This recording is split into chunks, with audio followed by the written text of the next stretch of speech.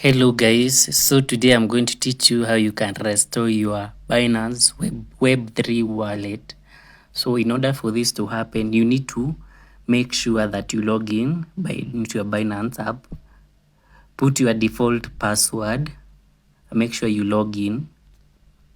Okay, sorry, I need to. Then from here, you need to go to assets. Then you need to go to wallet. Then from here on, you can press continue.